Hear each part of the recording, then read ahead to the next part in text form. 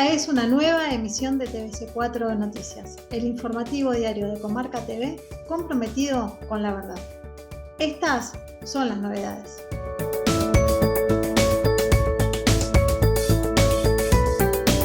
Samper llamó a empoderar la CELAC para que sea referente de integración regional. Alberto Fernández. El desarrollo de la ciencia y la tecnología debe ser una propuesta y un compromiso colectivos. Vigilancia epidemiológica, comunicación y producción local de insumos, ejes del encuentro de la OPS. Cafiero. No nos resignemos a ser el continente más desigual del mundo. Massa destacó el nivel de desempleo y producción y apuntó al orden fiscal y al superávit comercial. De Mendiguren. Vemos una economía real en Argentina que sigue produciendo.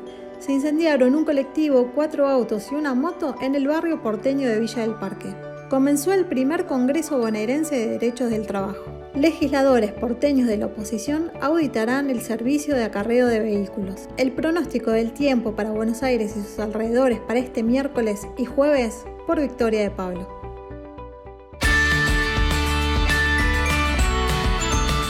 El expresidente colombiano Ernesto Samper destacó la necesidad de empoderar e institucionalizar la Comunidad de Estados Latinoamericanos y Caribeños, CELAC, en un encuentro en Buenos Aires de dicho organismo.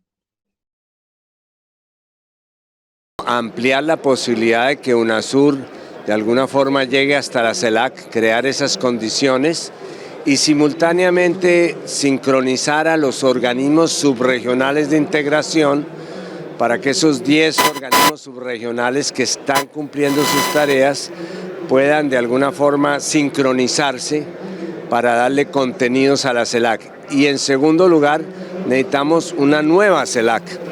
Esta CELAC que existe no tiene la capacidad de representarnos, ni el apoyo técnico, ni el empoderamiento suficiente.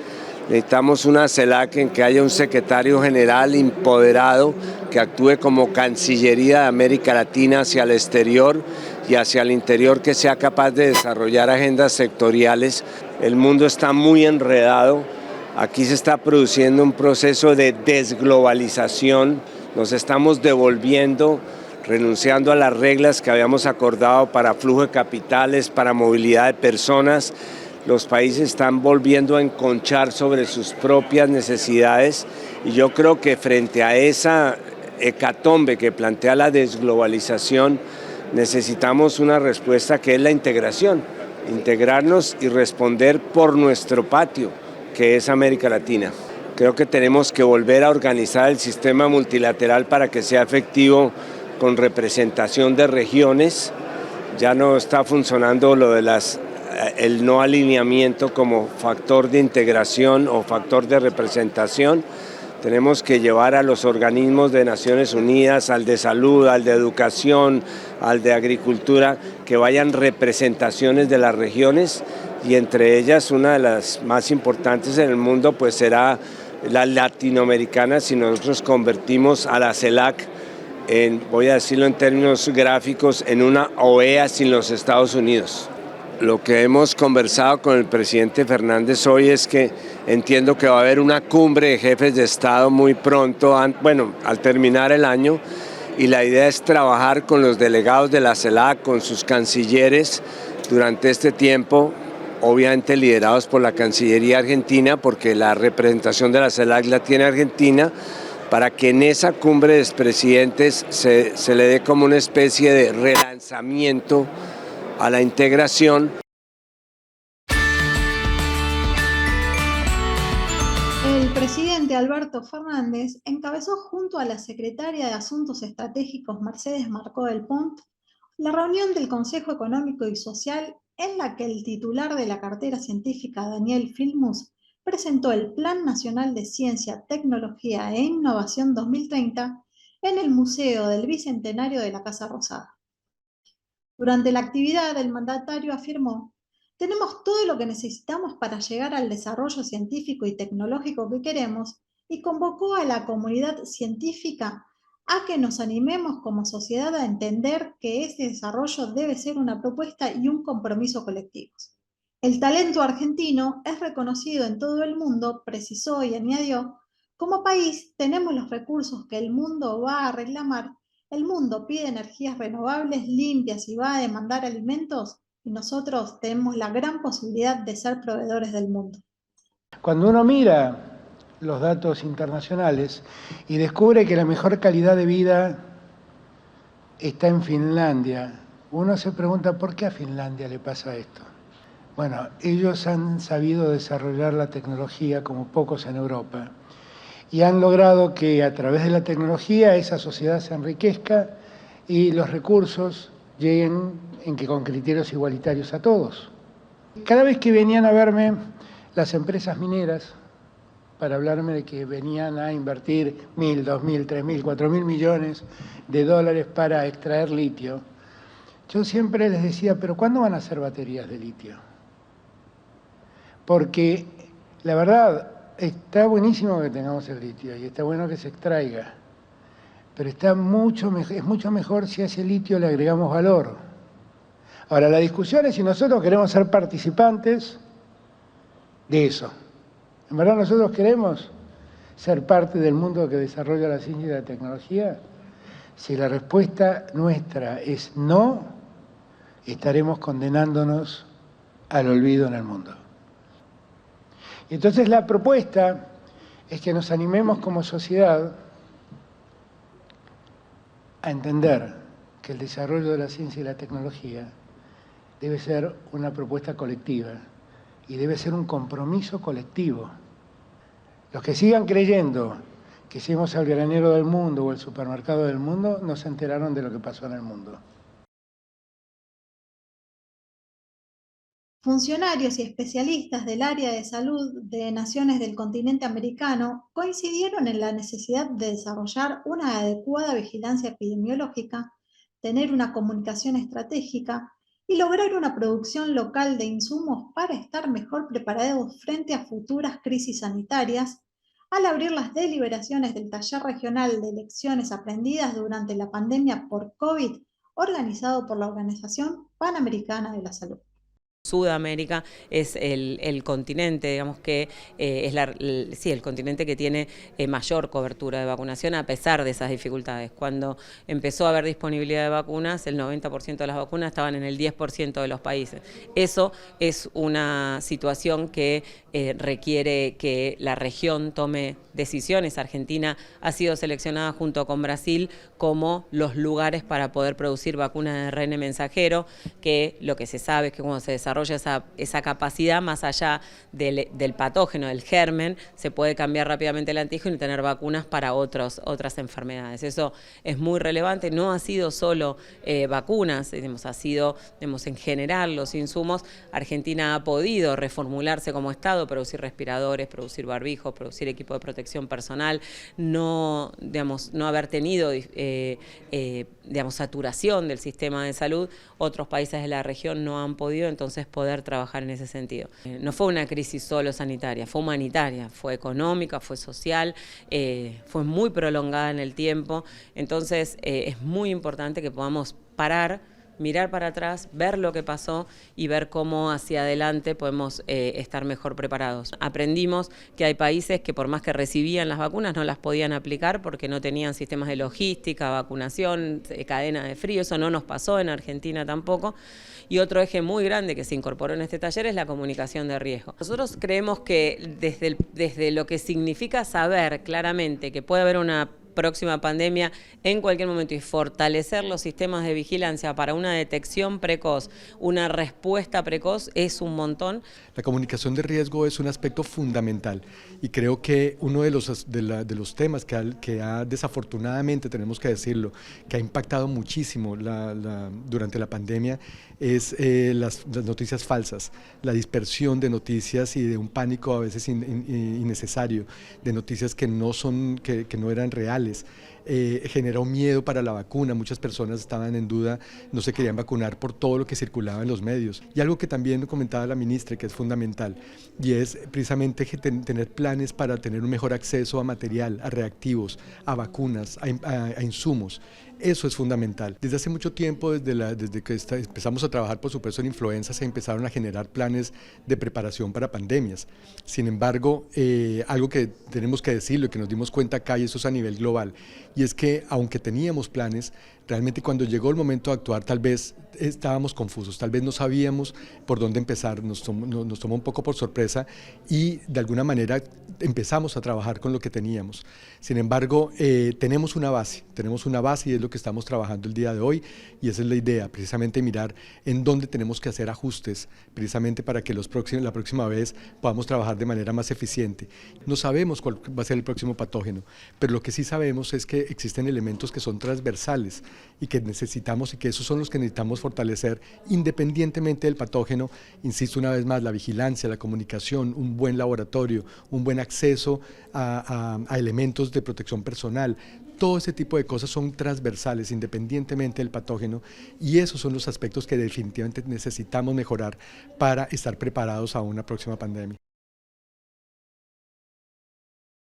El canciller Santiago Cafiero exhortó a profundizar a la unidad en la diversidad entre los países de América Latina y el Caribe ante los desafíos que impone la compleja realidad global y a entender el imperativo ético de construir una región que tenga la posibilidad de crecer con más igualdad y justicia. No partimos de cero. Somos una zona de paz en un mundo donde la globalización terminó con las guerras localizadas. Desde hace décadas resolvemos nuestros escasos conflictos limítrofes mediante el diálogo y la negociación. Damos certeza en la provisión de materias primas al resto del planeta. Los latinoamericanos y caribeños sabemos que solo junto con la unidad en la diversidad podremos generar trabajo local y exportar productos cada vez más caros por su valor en el mercado, cada vez más variados en términos de oferta y cada vez más diversificados por su destino final. En América Latina ya practicamos un ejercicio diario del consenso entre naciones con gobiernos de distinto signo político y economías de magnitudes totalmente disímiles. Fortalecer la CELAC es edificar más y más.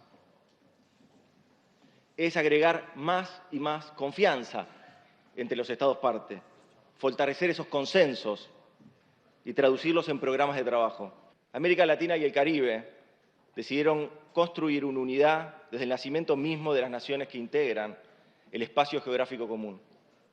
Esta preocupación ha sido una constante en nuestra historia como región. Los padres fundadores pusieron la marca cuando entendieron la emancipación como un asunto de escala continental. Ante problemas extraordinarios se necesitan acciones extraordinarias.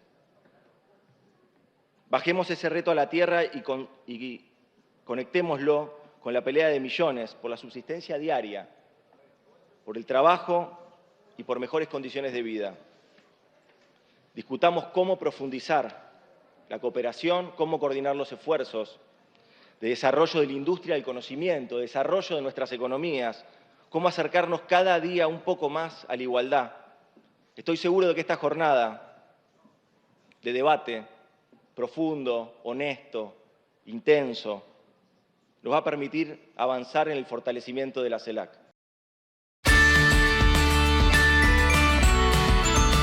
El ministro de Economía, Sergio Massa, dijo que se conocerán en las próximas horas niveles inesperados de desempleo en un 6,7% y que hay niveles de consumo en algunas regiones del país y de producción y aumento de capacidad instalada que llegan a niveles que hace 2 años en medio de la pandemia no imaginábamos. Expresó durante su exposición en el Consejo de las Américas que se desarrolla en Buenos Aires. Vivimos una realidad que tiene dos caras a nivel local. Por un lado vemos números de la economía y realidades en distintas provincias y en distintas regiones que nos muestran una economía creciendo al más del 5%, un empleo formal recuperándose y llegando a niveles inesperados. Seguramente en las próximas horas se conozca el número de desempleo y estemos en 6,7%. Y además niveles de consumo en algunas regiones del país y de producción y de aumento de capacidad instalada que llegan a niveles que hace 2 años, en medio de la pandemia, no imaginábamos. La verdad, no los imaginábamos. Y eso obviamente nos tiene que alegrar como sociedad, como país, porque indudablemente significa que en el tejido social y económico argentino hay una enorme capacidad de recuperación, de inversión, de producción, que tiene que venir acompañado de algo en lo que los argentinos estamos en deuda y tenemos que asumir que estamos en deuda.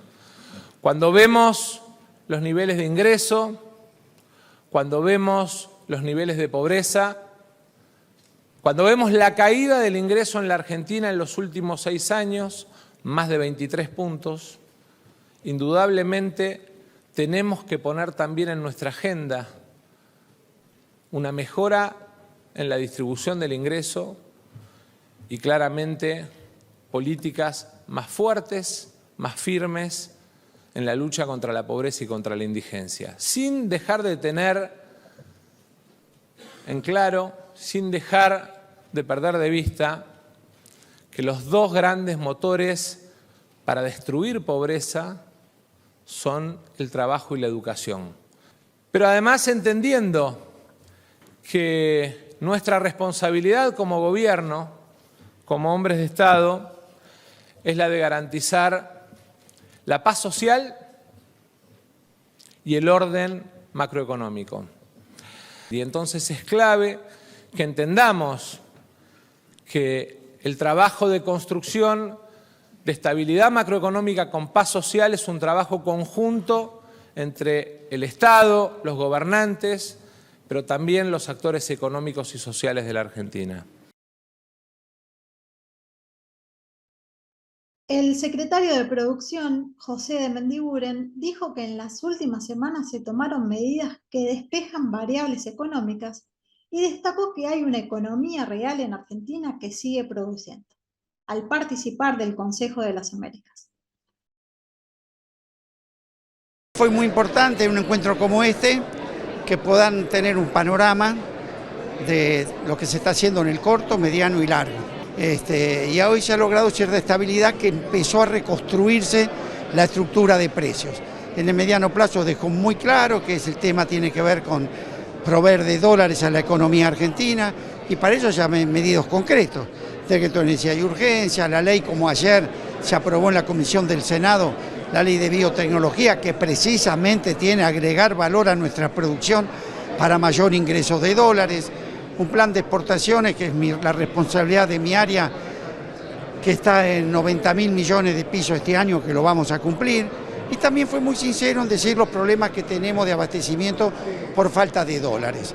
Pero se habló de las medidas concretas en la falta de dólares, a qué vamos a priorizar y cómo vamos a coordinar para que los pocos dólares que tengan garanticen la salud y que se va a mantener el nivel de actividad. Así que bueno, esto es lo que me toca a mí en esta tarea, que el interior siga produciendo y que no se nos caiga el nivel de actividad.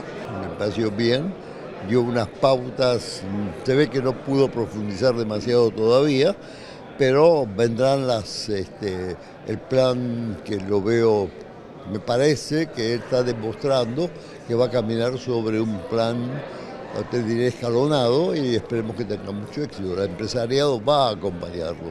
La Argentina todavía tiene sus valores resguardados, así que todo eso está intacto. El balance es sumamente positivo porque hay distintos sectores, tanto de política como del empresariado, y hay una fuerte coincidencia en la necesidad de aunar esfuerzos para poder superar esta crisis macroeconómica, para poder llegar a las inclusiones sociales que se necesitan y a poder trabajar al máximo sobre el potencial que tiene la Argentina en sus distintas cadenas de valor. Me refiero, se habló mucho de energía, litio, agroindustria, alimentos. Esto es sumamente importante. Es la agenda que creo que tiene que tener la Argentina en términos de desarrollo. Un colectivo de la línea 84, 4 vehículos, una moto y un buzón de distribución eléctrica se incendiaron en el barrio porteño de Villa del Parque, lo que provocó un herido leve que fue atendido en el lugar, donde se realizaban pericias para determinar lo ocurrido, informaron fuentes policiales y el SAM.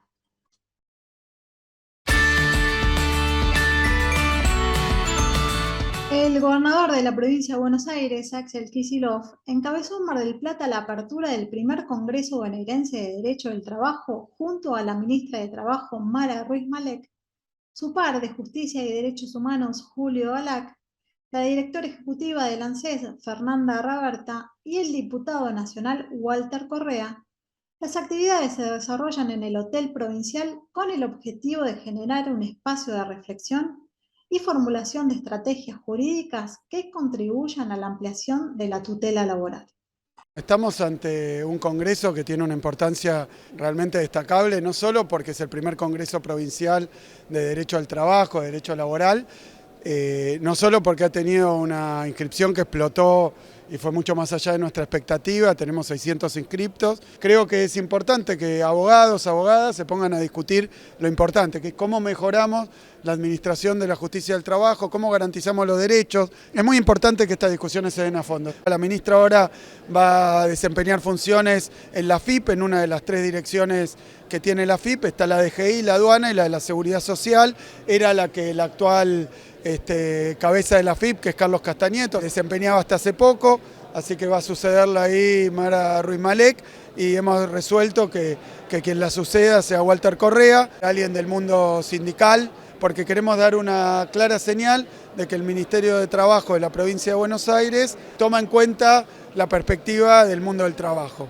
Bueno, es un momento donde el derecho laboral está bastante atacado, donde la justicia laboral se le acusa de mafia, donde el ejercicio de los derechos más básicos de un trabajador es arrastrado hacia la justicia penal y donde debemos volver a reivindicar el papel del Estado en sus 3 poderes en defensa de los trabajadores y trabajadoras.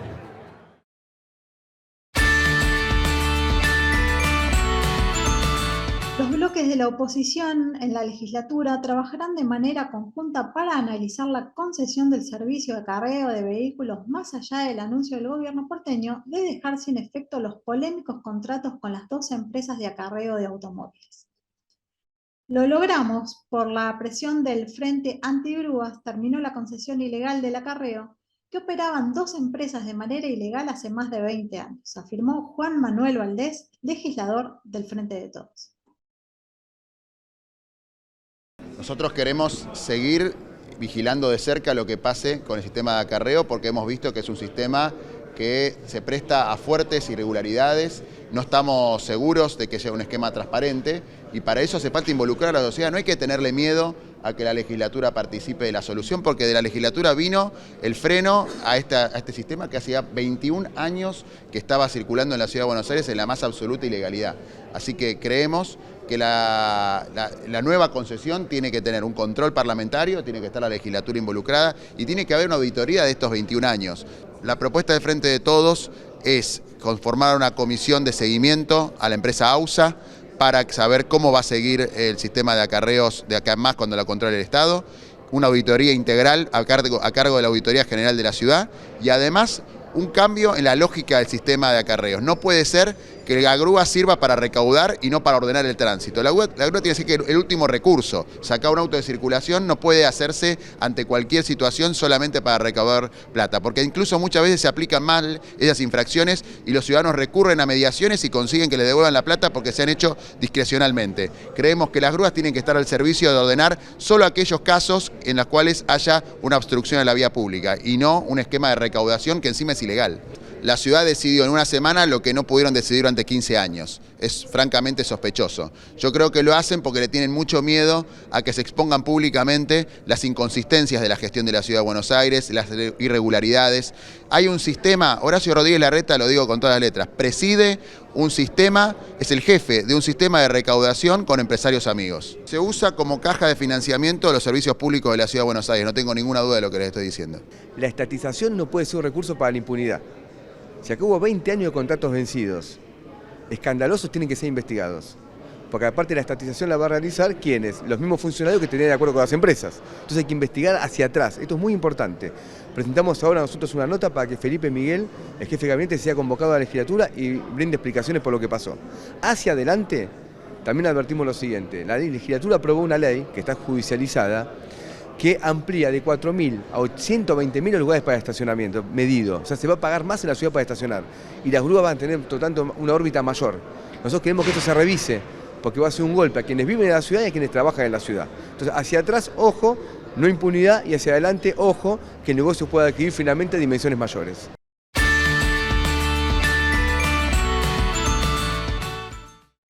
El pronóstico del tiempo para Buenos Aires y sus alrededores para este miércoles y jueves por Victoria de Pablo. El tiempo en la ciudad de Buenos Aires. Hoy miércoles, cielo parcialmente nublado con ascenso de temperatura.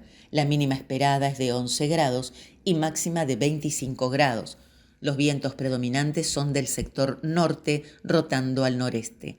La humedad del 85%, la presión atmosférica de 1015 hectopascales y la visibilidad de 10 kilómetros.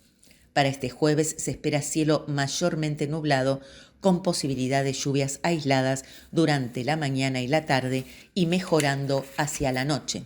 La temperatura mínima será de 14 grados y máxima de 24 grados. Debido a un centro de baja presión atmosférica ubicado en el centro del país, los vientos predominantes continuarán siendo del sector norte. La humedad del 86%, la presión atmosférica de 1018 hectopascales y la visibilidad de 10 kilómetros.